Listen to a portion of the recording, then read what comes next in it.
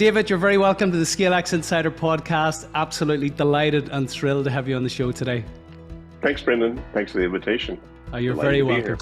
Brilliant. I'm really looking forward to this. Look, we've been chatting off air. You know, our vision is to inspire, connect, and enable millions of ambitious leaders of small to medium-sized enterprises to scale with purpose. So what does scaling with purpose mean to you, David? Well, it means keep your values, offer your stuff. If your stuff is good, you probably want to get it to as many people want it. So, that's the equation. Okay. When I wrote Getting Things Done and it became a bestseller, I said, okay, I'm done. I got my whole life, career, and consciousness into a manual so I could get run over by a bus tomorrow and everything could be fine. But God somehow wasn't willing to take me yet. I said, so now what do I do? Well, okay, David, you teach this stuff. How much more efficiently or effectively could you get this valuable information to as many people in the world as you can with as little effort as possible? So that's been my game since 2002. So that whole idea, I would think, well, a lot of people want to scale because they're either aspirational, entrepreneurial, or whatever. Some people should scale because what they've got is highly valuable and they'd like to get it to as many people as might be interested in using that value.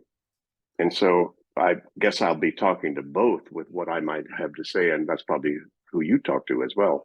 Yeah, absolutely. And I mean, you open out your book, your wonderful book, Getting Things Done. I have a copy here. For those listening, I encourage you to go out and get it. For those who are watching on YouTube, this is an incredibly instructive manual and so super practical in terms of all of the aspects of getting things done. You quote beautifully, ineffective personal organizational systems create huge subconscious resistance to undertaking even bigger projects and goals that will likely not be managed well and that will in turn cause even more distraction and stress. Can you explain what you mean by this? Because in many ways it speaks to your thinking around scaling with purpose.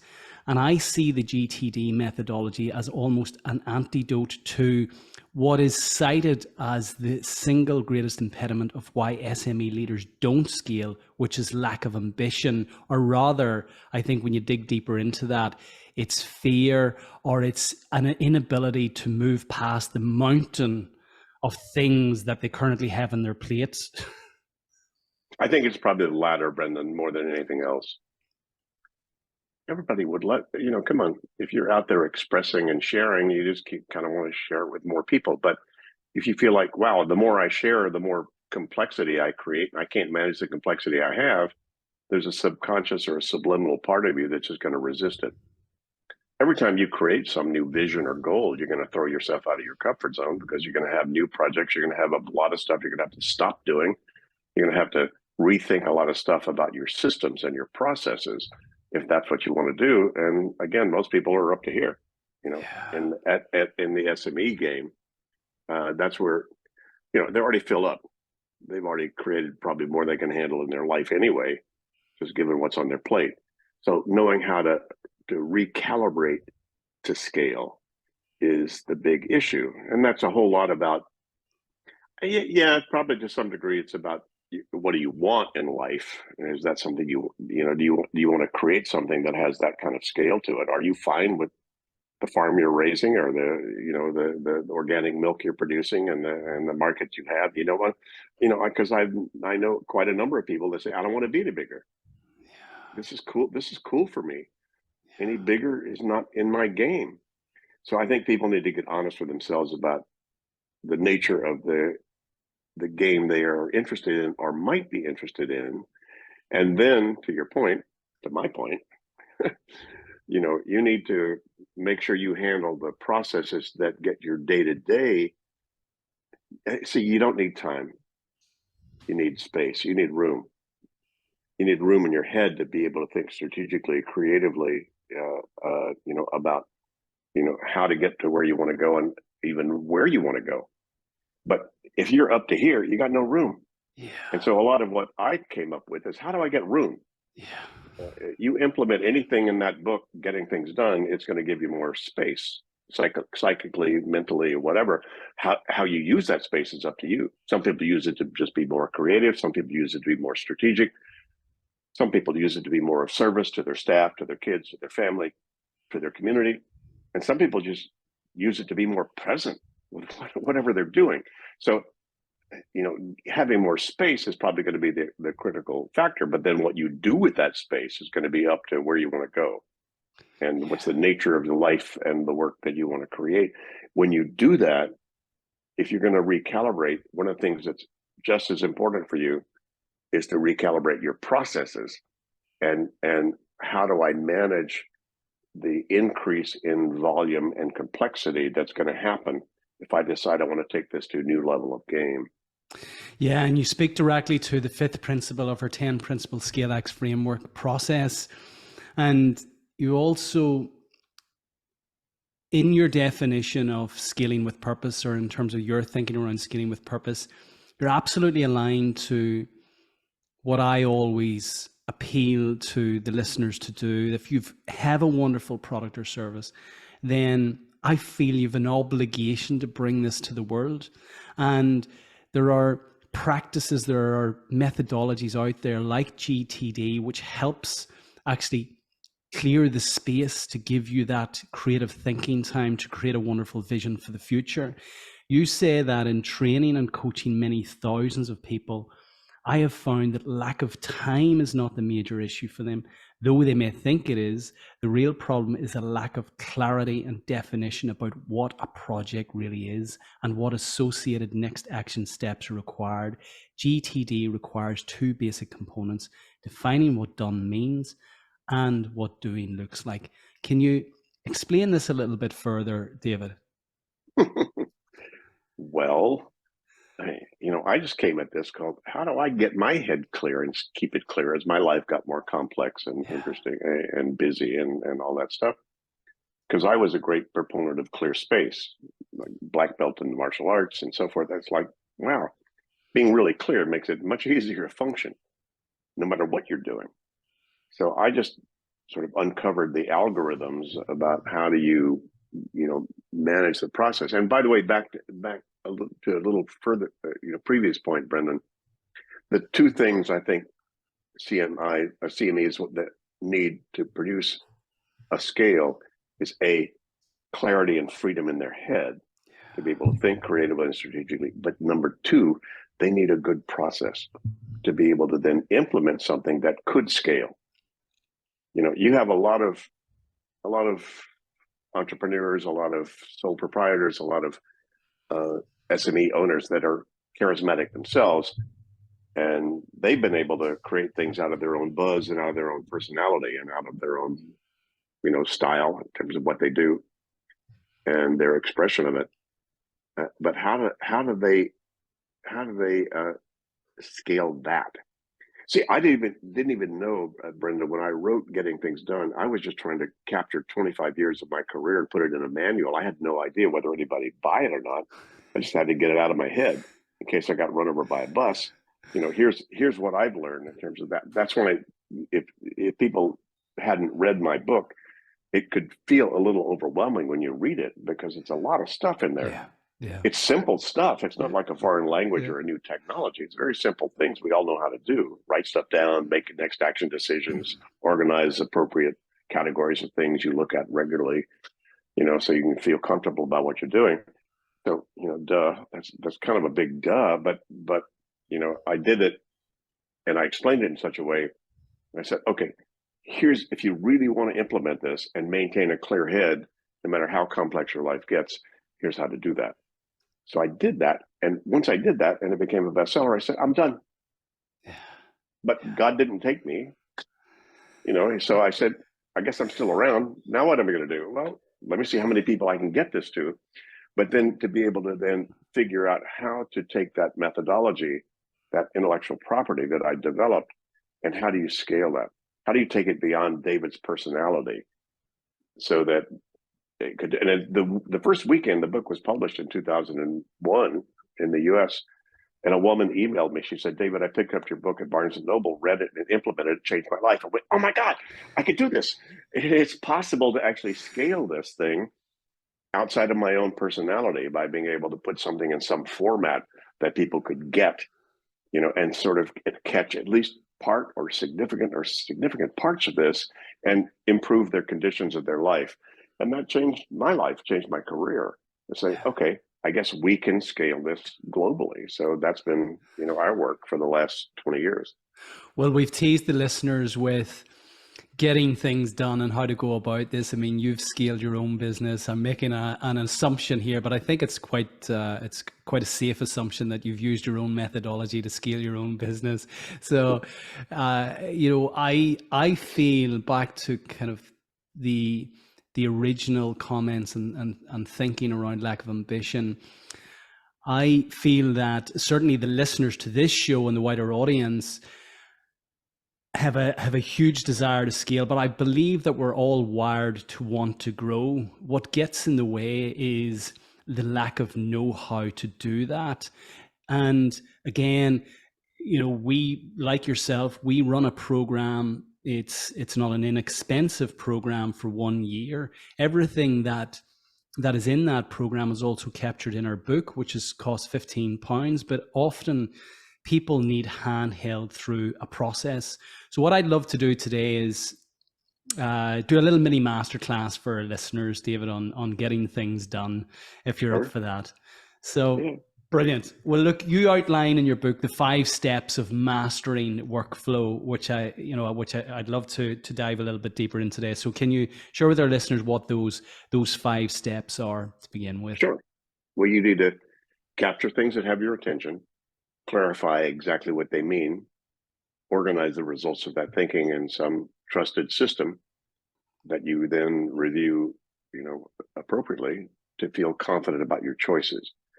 So I'll unpack those 5 steps. It's capture, clarify, organize, reflect, and engage. It's how you get your kitchen under control. You walk into your kitchen, if it's out of control, you go, oh my God, I got guests coming, tornado hit my kitchen. What's the first thing you do? Is you notice what's off, what needs attention. Right? A lot of stuff in your kitchen won't need attention, but some stuff will because it's out of place. It's not in the right order. There's not what it needs to be, where it needs to be. So the first thing you do is recognize what's off or what needs attention. That's the capture process. And so in an SME, you would go, wait a minute, what has our attention as a company right now? Yeah. Equity, increase our credit line. Oh my God, hire an XYZ, or oh, come on, you get an infinite number of things that might have people's attention. So that's the first thing, is just identify what those things are. Yeah. So And what I loved about your book is that you spoke to the reader, and I was thinking about this again this morning. I was out running with my dog early this morning, and I was thinking about this conversation coming up, and you talk about capturing everything that's in your head. So, we're trying to support millions of ambitious leaders of SMEs out there in terms of that's our vision, that's our purpose in terms of what motivates me to get up every day. So, that's the big North Star. But as I was running, I was frustrated because the dog isn't trained as well as I would like to, and she's a German Shepherd. And I was thinking, okay, I need to really spend time and train the dog. I was thinking about, my wife had an appointment later on that morning. What can I do to support her and getting the kids out for school? And I was thinking about the program workshop that we have coming up next week. So all of these things were taking space within my head, competing for attention. And you call this out in your book in terms of capturing all of those things. Can you drill into that a little bit more? Because for me, this was Brendan, yeah, pretty simple. Did you make any progress on those things when you were thinking about them? No, they were just well, dude. I'm sorry. What do you teach? Efficiency and effectiveness. Yeah. You just drained energy and used your mental and psychic energy in hugely ineffective ways. Yeah. Yeah. Right. So let me fast forward a little bit. if you had captured that thought called dog training, right, which I would have written down somewhere, right, you'd have captured some thought. Well, let's take that one, right, and then I'd have thrown that into my in basket. If I were running or whatever, if I wrote that down somewhere, I'd say, hey, oh yeah, God, German Shepherd, she needs to, okay, get dog up to cruise control with me being comfortable about taking her out for a run or a walk. That would be the project, right? That'd be on my project list called get dog on cruise control. Next action. What do you need to do next? You probably haven't decided that. That's why your brain keeps running through it, because you haven't finished your thinking. Yeah. What would you need to do to get that dog under cruise control? Right? By the way, right now, what would your answer be, Brendan? Either I spend the time training her, so educate myself on what she needs. But no, spend the time training her. Is that truly the next action, or do you need some information about training? Absolutely. So likely explore who locally could help me. And how would you do? How would you do that? You're probably Google straight away. Dog trainers in the there local you area. Go. And you could do that right now, right? Absolutely. Right. So you haven't finished your decision making and thinking about this thing. That's why it keeps spinning. So I just figured out, how do you finish your thinking about stuff? If you had that on some sort of list that you'd see when you were down on a computer and actually had time to surf the web, and knew that you'd be able to see that as an option, that would not have popped into your head. Yeah. And this was but by the way, you're not born knowing that. Yes. I had to figure that out. That's an algorithm. You actually have to train yourself to think about how do I need to think about this email or this thing that has my attention? Step 2, clarify. The first is capture the thought, which you didn't, and clarify, which you certainly haven't done, and then organize the results, which you haven't done, which you then see when you're at a computer and have time to think of that. I got no brain left, but that'd be an easy thing to do, is surf dog trainers. And you do that. So then you do that and you feel really good. And you're not even close to that yet, but you're close. Yeah. And this was a revelation for me. And I mean, I like you wanted a workshop. Here it is. I love this. So let's go back in case anyone has missed this. What we're saying is capturing every thought, and ultimately what I came to know. Let me stop you there. You don't want to capture every thought. You'd have to capture 50,000 a day, because that's how many you have. You want to capture any thoughts about something you think you might want to decide or do something about. Sorry, there's noise outside, so let me close my door.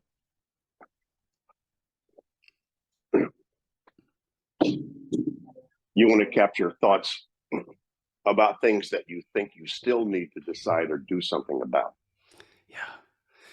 And practically, what do you feel is, let's make this super practical for people. So there are recurring thoughts there. And I think the key is there, if something is recurring, then as you again call out in the book, if it's recurring, then it hasn't been dealt with, and it will continue to recur until you deal with it. So these are certainly thoughts that you should be capturing. How would you... Yeah.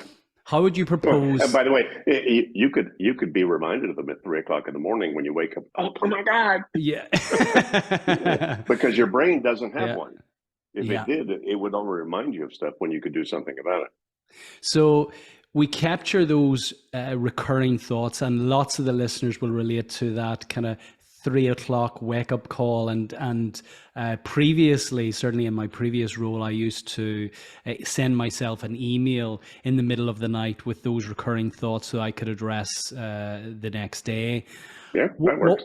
What would you suggest to our listeners is the most practical way of beginning to capture, or I suppose discern that these things are recurring in the first place? And it takes a level of mindfulness. Yeah. For those listening, David's holding up the old pen and piece of paper. Yeah. That's the best. Yeah. Because no wires, no internet connection, no batteries. Yeah. It's instant. So some sort of a low-tech capture tool. That's what I use 98% of the time. Yeah. So clarifying then, we review this list and we clarify then, can you what we're going to do with the items that we have captured in this list. Can you just dig a little bit deeper on that, David? Yeah, it's pretty simple. First question is, are you actually going to do something about it? You wrote down dog, right? Or mom, or bank, or tooth, or whatever. You might have captured something about those things need something I need to do with them. Then it was like, well, okay, is that something you actually intend to do something about? And some of those you go, God, no, that's a crazy idea. I'm not going to do anything about that. So then that you have three options there. Then it's either trash, called dumb idea, too much wine, get out of there. It could be reference. That's something I might want to just be referred to later on. It might have been a quote I thought of or a good idea I might want to use for my staff meeting or something like that. Nothing to do on it now, but I want to save that reference material. And it could be something you say, there's nothing to do on that right now, but I might later. It could be that I want to wait for 3 months to see what my dog does before I decide I want to get a trainer, see how good I am at doing what I learned already. Or it could be anything called incubate. So anything that is non-actionable that has your attention is either trash, reference material, or hold for later review and assessment. If it is something you want to act on, you and dog, for instance, she needs to get better at or whatever. And it's like, great. Then there's one critical question called, what would be the next thing you needed to do to move that needle? The very next action, which it took you about 3 steps to get to. Your next action was at the computer, not find a trainer or whatever. Yeah, yeah. And those are fine. Those are good ideas. Those are just project, sub projects that need to get finished in some way. But you didn't know how to engage with this yet. So getting down to the engagement level, you have to get down to the granularity of what physical, visible activity might I need to do right now to move on mom's birthday, or increase my bank equity, or hiring a VP of social media, or whatever the heck people might want to have. And then we say, well, will one action finish that? Do you think your Google search is going to finish getting your dog up to speed? Probably not. In which case, you have something called a project. Well, what's your desired outcome? What does done mean about dog? Right? And so that would then go on my project list. So you need to clarify what's the action step required. What does doing look like, and what does done mean? And again, that's a cognitive muscle you need to train, because people aren't born thinking that way. Believe me, I've spent tens of thousands of hours with some of the best and brightest people you'd ever meet on the planet, walking them through that decision-making process they've avoided, which is why they're feeling overwhelmed, feeling like they're up to here, they got no room, because they just haven't clarified what their work really is yet at that discrete level. So that's the clarify step. Is it actionable? If so, what's the next action? If one action won't finish it, what's the project? Then step 3 is that then, okay, if you can't finish all that stuff right now, where are you gonna put reminders to this? How do you organize reminders of, oh yeah, I need to surf the web about that, and oh yeah, I need to be reminded to get dog on cruise control until that's done. So then you need some organization system that has a trusted system that you can keep track of the actions you did take and the projects you need to finish. That's step 3, organize. And reflect. Make sure when you sit down at a computer and have time, you look at that as an option. You see your list of all the stuff you've come up with that you might want to surf the web about. And that's reflect, where you step back and take a look at the inventory that you've defined. Hopefully, if you've done step 1 through 3, you've captured, clarified, and organized. Now when you reflect, you're stepping back and looking at a larger inventory and a more appropriate, complete inventory of what you might want to do as options, like a menu in a restaurant. Right? Then step 5 would just be, okay, what do I order tonight from the, do I want chicken or do I want veggie? So those are the 5 steps. I mean, I hate to say this because maybe it's just I'm old and cranky, but it's like, duh. Yeah, and intuitively people know this, but they don't. Yeah, I disagree. They do not intuitively know this. I think they intuitively recognize this, but they don't know it. If they knew it, they'd do it. yes. Well, I think knowledge is power. Knowledge isn't power. Applied knowledge is power. So, the application of the knowing is what gets the results. And what you have laid out here in your book is a wonderful way to apply, I think, what people will look. And it's so instructive, it's so practical, that what I'm saying is that there'd be nothing in the book that they won't recognize in terms of, oh yeah, I know how to do it, but it's so instructive and practical in terms of how Sure. to apply it. Well, come on, Brendan. If anybody listening or watching this keeps a calendar, they're already doing it. Yeah, yeah, Why yeah, keep a calendar? Why yeah, not do it in your head? yeah, Oh, because I might forget. Oh, duh. Your head was not designed, it did not evolve to remember, remind, prioritize, and manage relationships yeah. between more than four things. Cognitive scientists have now proved that. But most people are using their head as their office, and your head's a shitty office. Yeah. It is. So, in terms of kind of the, again, being super practical on a daily basis, what does your application of the 5 steps look like? Do you have a process where, in the morning time you will capture what is in your head, you'll clarify that, and you'll step through the 5 steps? In the evening, do you reflect, review? Is there a daily habit now that's just ingrained as to the way you do things, that you don't have to think about this anymore? It's just become habitual. Well, yes and no. I mean, I've done this for 40 years, so Yeah. something pops into my head. If I'm if I'm not at my desk, I Yeah, write very it good. down. Yeah, yeah, Right? yeah, It's right here. yeah, I mean, that's created some of the coolest things I've ever done in my life, which is yeah, random notes I thought were brilliant when I had them because I yeah, had them. And then later on, I went, yeah, dumb idea, or, ooh, that's cool. You might want yeah, to do something about that. So, so I'm capturing all the time. It's just a habit. I don't keep stuff in my head, yeah, right? So that just happens whenever it happens, and it could happen anywhere. Some of your most creative thoughts will not happen where you're going to implement them. yeah, You'd be walking to the beach thinking of something you might want to do at the meeting. You'll be buying bread thinking of something you need to bring up the market. You'll be buying in the marketing meeting thinking you need bread. Come on, this stuff shows up wherever. So you need a ubiquitous capture tool. No wires, no Wi-Fi, no batteries. That's it. So that for me is universal. It's ubiquitous. So I capture, but you'll notice if you saw my in basket right now, it's totally empty. These notes are going to be thrown out and into my in tray until they're processed. So I go through steps 2 and 3, clarify and organize. And then I go through those notes and I go, okay, what would that look like? And I do that probably once every day or two.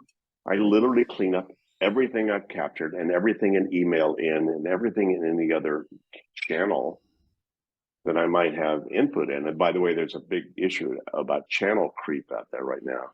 People are onto Slack, they're onto WhatsApp, they're onto whatever. They're getting all kinds of stuff from lots of different yeah, places, but it's all in, yeah, meaning it's all in the in basket. So yeah, now I have to decide what of that is relevant to me. What decisions do I need to make?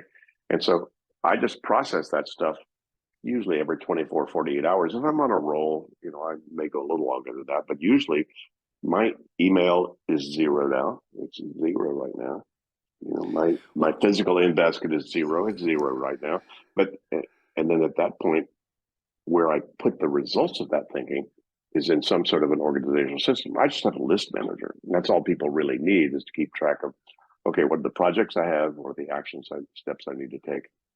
And then put those in some appropriate list in some way. That then step 4, I make sure I take a look. If I'm going out for errands, I need to look at my errands list. I've sometimes decided an errand I need to take. I forgot long ago that I even came up with that, but it's now time for errands. I go, oh yeah, I need to go take my watch to get a new battery for it. And so that's the reflect. And reflect could take a lot of levels. It's like reflect on your life, reflect on your strategic plan, reflect on all kinds of things that you need to do, feel more comfortable. So stage 5 is, okay, out of all those things I might need to do right now, what's the best choice? And that's the engage factor, which, assuming you've done 1 through 4 within a degree of completeness, I've captured, clarified, organized, and looked at the whole game. You're making good, trusted choices that, Brendan, talking to me right now is what you need to do, and you don't have anything else on your mind, hopefully. No, the only thing I have in my mind as I have you here in front of me is that I'm very envious that you have a zero inbox. And as much as I've tried over the years, I have this love-hate relationship with email. It's such a wonderful way to communicate, and I learned this new term asynchronously on one of our guests in one of the earlier seasons, where I can send out, I can take time in my day and kind of batch send emails, and of course what's going to come back to me, I can't really prepare for when those responses are going to come back in. But every time there's a response, it sends my head into another direction. And often what I've found is an inbox full of lots of unread emails, because I tend to open the email and then my signal that I need to do something with it is actually to mark it as unread. So my inbox now is absolutely full, jam-packed with unread emails that in my head I have to either delete it, action it, review it, save it for another time. How do you what do you advocate, David, and what would you advocate to the listeners? Because I suspect what I'm saying resonates with quite a lot of people who are listening. What would you say to do, coming from this podcast, to get your inbox in order? Do you have garbage in your house? I have a bin that we put it in. How often do you empty it? We put it into the main bin. So there's a bin in the kitchen, and then that bin is emptied probably once a day, put into the main bin, and then do you distinguish which garbage needs to go there and which garbage needs to wait? No, it's immediate. There's a decision made. It's either goes into the recycle bin or the non-recycle bin. That's your answer. So, do you advocate then creating time in the day or time in the week where you better have time in your day? It's going to take you at least 30 to 60 minutes just to stay current with new stuff coming in Yes. 24 hours. Yes.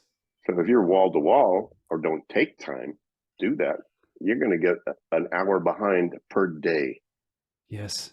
But that's going to take Saturday and Sunday that you should have time with your kids or your family or whatever, that you're going to try to clean up the garbage you should have been dealt with when it came in. Yeah. It's not garbage. You said, wait, that's good food. That's bad food. That's whatever. You need to make distinction about what that stuff is, but you still haven't finished your decision. So you're just looking at a lot of unfinished thinking, unfinished decision making that's bothering you, and that's why you're getting numb to email. That is very true. And then do you set aside time? So if you have... No. What, do you set aside time to brush your teeth? No. Well... Or take a shower. Or take a shower. I take a similar time most days. Yeah, similar time most days. Me too. Yeah. Right. So I do this when I feel like I need to do this. If you let it go longer than 24, 48 hours, though, you got a deep scrub you're going to have to do, and you're going to avoid taking a shower. So what happens to our ability to think clearly, and to, when we talk about and reference the statistics that less than 1% of leaders of SMEs actually achieve scale? It's fair to say we can make an assumption there that those scaling leaders are incredibly productive. What happens if we don't create this time, in terms of appealing to the listeners, in terms of the impediment that we're creating to scale? And what action steps would you encourage them to take as a result of listening to this podcast that will, support their the progress towards their ambition to scale? Well, what I've suggested in this podcast won't solve those issues. It'll make it clearer what those issues are and what you might need to do about them. That's all. It's a process. So I don't have the answer to them. They have the answers. Yeah. They just have to decide how important it is and what's in the way of that and what do they need to handle and then what do they need to manage as a process so they can keep going, in some relatively stress-free way relative to the next level of scale they want to do. But they have to be able to step out of their comfort zone. But again, come on, Brendan, the biggest human addiction is control. And that's why people don't want to move out of their comfort zone. They want to lose control. That's why people procrastinate. I don't want to step into something I don't know what to do next or if it's right. You said you don't know if what I'm deciding is the right thing I need to do about my dog or about whatever. And that's why you'll avoid it. It's because you don't want to feel out of control. I don't want to make a bad decision right now. Right. So what you have to do is go, okay, let me just decide what's the next thing to do to find out if that was the good thing to do. So that's why getting down to the very granular next action is so healing. As mundane as it is, that's how powerful it is. Because it gets down to the place where it's called you and God and the earth meet. Yeah. Yeah. And have you found that, through this work and through your coaching, that momentum creates momentum, that the person that you're coaching, the business leader who takes that next step, the minimum viable action to advance this decision, that ultimately momentum is created by virtue of them stepping out of this kind of procrastination state? Not only that, they model that for all the people around them. They need to get that as well so they can make that happen. Yeah. So let's speak to that. How do leaders then who have bought into the GTD methodology bring this into their teams and their organizations? Do all of their directs and people and assistant know what a next action is and have next actions on all the things they're all committed to? That's all they have to do is hold them to point about that question. Now, first of all, to point about what. Most of their directs don't know what the hell their projects are that they need to decide actions about, even their assistant. Trust me, I've spent thousands of hours in some of the best and brightest places you'd ever imagine. Watching what happens when they go, well, great, give me your project. What have I handed you as a project right now? Great. What's your next step on that? Great. And just a conversation with their assistant. Okay, we just said we're going to have a staff party. What's the next step? Can you handle that? Great. What do you think you need to do to move that, make that forward? Now, maybe he or she knows how to do that really well. They've read my book. They're already a GTD or whatever, in which case they'd already be, up the food chain, in terms of this, in terms of staffing. But most people, frankly, this is all new stuff to them. Yeah. I think that posing that question as a leader to any of their team members who want to be directed as to the next steps, the retortive that you're being asked about what next step should I take in terms of getting that person to clarify what done looks like. I love that question. It's a question I often pose myself, let's paint a picture of what great looks like, in terms of the outcome. What aligned to what you say, David, what does done look like? And ultimately, what is the next viable action, the minimum viable action that you can take in this instant to advance towards that once that's clarified? Why do people really struggle with the what does done look like in terms of clarifying the outcome? I don't know, brother. Beats me. I've Is it? tried for 40 years to coach people, educate people about the value of that. And some people get it, Yeah, and a lot of people don't. yeah, yeah, Well, a lot of people get it conceptually. Oh, it makes a good idea, but they don't do it. yeah, They got a problem with their neighbor because their neighbor's fence is overcroaching and the neighbor's complaining about, no, no, no, no. yeah, What does done mean? You know, yeah, cruise control with my neighbor. And most people have no idea that that's actually a project that they ought to identify and have a next step about it so they can either relax about it, called nothing they can do, or they hop on the train and move it to some result. yeah. Have you seen a pattern of behavior in those who really get this, who are really good at this in terms of, what steps that they need to take in order to, I suppose, condition themselves to arrive at the point where this just becomes natural? Yeah, takes 2 to 5 years generally. Well, I've had people get it right away because they were so close to this already in terms of their thinking and their behaviors and best practices that they didn't take them that long. But for most people, well, come on. I don't know. When did you read this book, and how come I just had to coach you about your dog? Yeah, yeah. I need to take a pen and a piece of paper out with me on my runs. That's because here's the challenge I have, as something you alluded No, to no, earlier. but that would not have occurred to you first on your run with your dog. If you'd captured it when it first showed up, it would not show up on your run. Yes, so true. Yeah, yeah, so true. So how long did it take you, or would it take you to think to learn that as a habit? Well, some you You see, answer your own question. yeah, and I feel I'm down the road in this. I tend to on a daily basis I will clarify my three highest priorities for the day, the tasks that are going to those action steps that are going to move the Yeah, needle. sure. Yeah, good for you.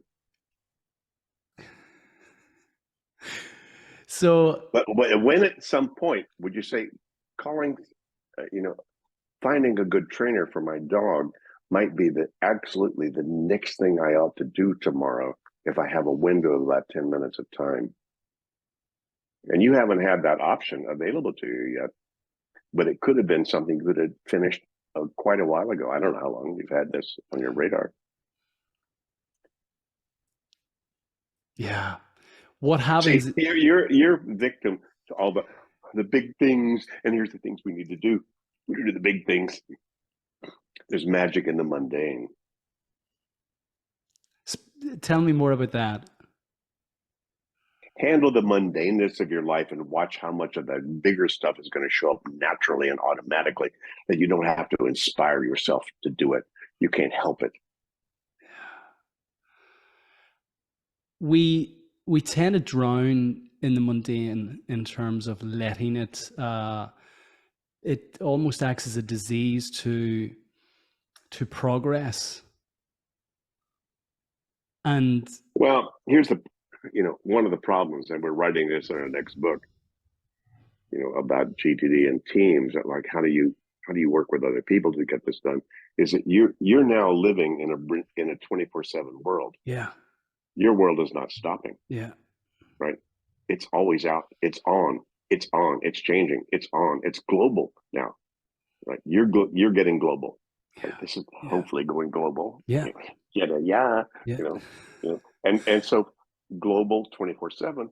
Some part of you wants to stay involved, catch up, don't lose. The fear of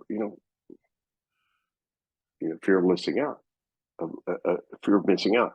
FOMO, it's huge, and that's why people say, in order to stay current and comfortable, I have to work harder, harder, harder. I have to integrate more and more and more, whatever. And there's an old personal growth idiom: you can't get enough of what you don't really need, right? And most people think I need to work harder to get in control of my life. No, you don't. You can never work hard enough. There's not enough you could ever do to feel like you've done enough. yeah, Ever, yeah, ever. Give it up. Yeah. So that's why I think you had a question you sent to me about my last quote about from Herman Miller about sort of more of the quality of life stuff. Yeah, I would. It's well, this is. I was curious because you sign off your emails with this beautiful quote: "The aim of life is to live, and to live means to be aware, joyously, drunkenly, serenely, divinely aware." So I think, I was my question to you was, why is that significant to you? But What else is there? I mean, Herman Miller described my life, my aspirations, and my quality of life, better than anybody I'd ever done. yeah. So where do we start? Well, for those listening to this, when they've actually invested the last hour, the pen and the paper. Okay. That's it. Pen and paper. Yeah. Get everything that's on your mind. Yeah. Little, big, personal, professional, doesn't Yeah. matter. Yeah. Write it down or get it. You can capture it digitally, but you'll lose Yeah. it digitally. But best to just take a pen and paper because it's not a permanent thing. It's just a placeholder until Mm, you can move to the next steps. mm, First thing you need to do is just unload, guys. Come on, everybody listening or watching this at some point's made a list and felt better. I mean, yeah. nothing changed in their world except how they were engaged with their world. So nothing's going to change in your world by making a list of all this stuff except how you're engaged with it. And that Yeah. will happen automatically. And I absolutely guarantee you that.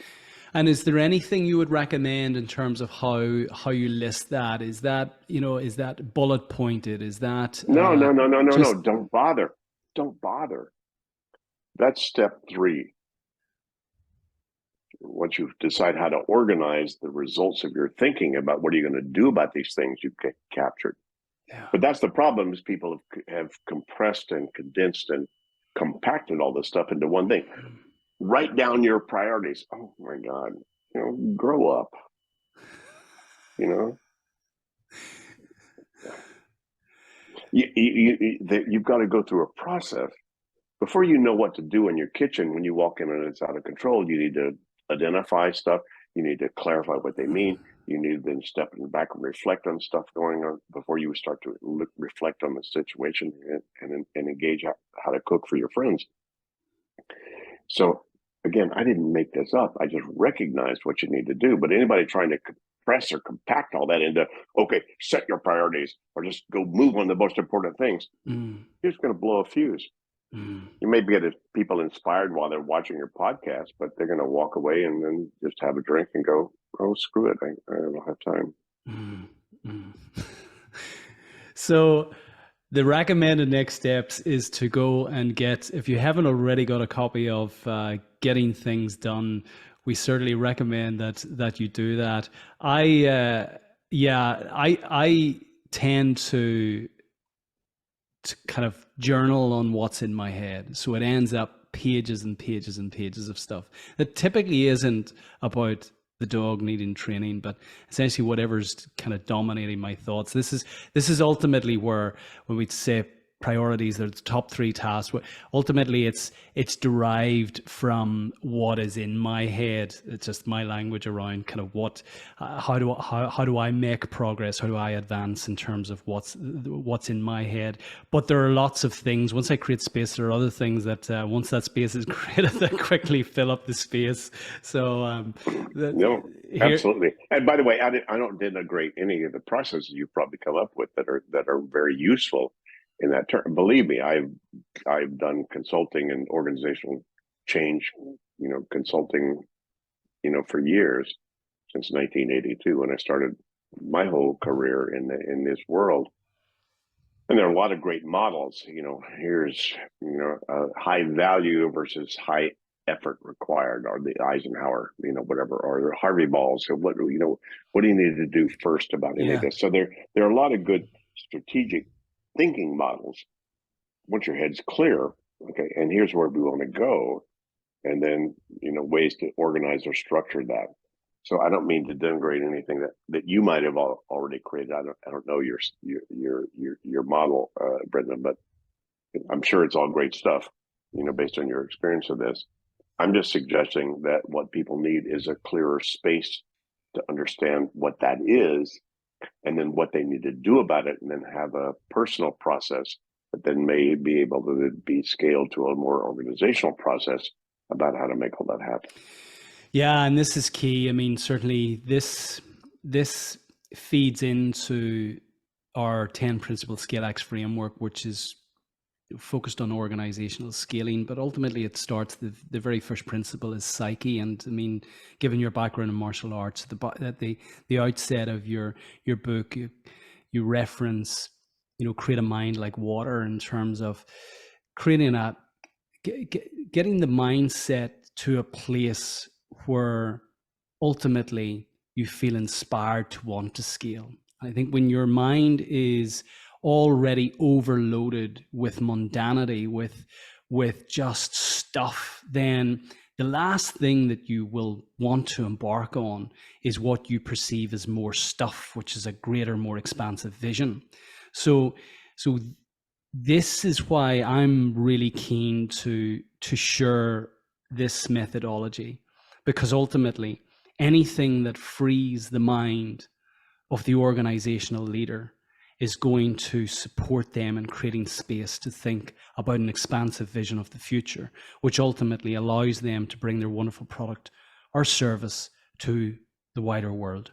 And that's for me is critical. And that's why I think that, I wanted to bring you on today, David, to share your methodology, to give our listeners tools and practices to create that space in the first place. Yay. Hopefully it helped somebody out there. Yay. I feel it will. Look, I've enjoyed, the last hour has absolutely flown. Before we move into the close, is there anything you feel that you want to share with our listeners that we haven't touched off today that you feel is fundamentally important? Well, I think we touched on it, but I want to reinforce it, that if you're going to scale, you're going to become a leader. You need to lead whatever the process is that's going to scale you. And to become a leader, you need to both model the behaviors you want to make sure that your people implement. If you're in a meeting and don't take notes of things that you might need to do, you're modeling bad behavior. If you're writing stuff down and you're following up with people, wait a minute, here's something because you're keeping a list called waiting for of things you've delegated to staff, and you bring them forward to that when you have a conversation with them, you're modeling something about being close tolerant about people's agreement with themselves and about the process standing intact, as opposed to having a lot of leaks in there. So I would say, that's the real key to scaling, is both your own inspirational vision, which Brendan has talked about, and your desire and your willingness to follow that desire to say, I want to take this to a bigger level of scale. But then my coaching, and you better build a process for yourself personally, so you have the bandwidth to think in the most strategic and creative ways about that, as well as a process that you manage your staff with to make sure they can implement as you start to come up with new decisions and new things to do about that. Hear, hear.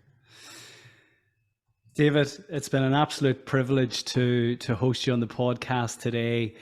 I always pose this question in closing to our guests, given the richness of the experiences that you have to date, and an American citizen who is now living in Europe, in Amsterdam, and has traveled the world extensively to bring your message to the world. Can you share with our listeners 3 timeless takeaways? Get stuff out of your head. Your head's for having ideas, not holding them. That's proven by cognitive science, right? Number 2, pay attention to what has your attention, and start to engage with that appropriately, so that you can then apply the appropriate practices to get it off your mind. Step 3, let go, relax, trust your intuition, because that knows who you are and what you need to do, and it knows you better than you, and it loves you, and will give you good guidance if you're willing to be quiet enough to listen.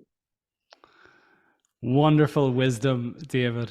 Really quite profound, and something that we say to certainly to those that I coach and those we coach through our program is the importance of those three small words: let it go.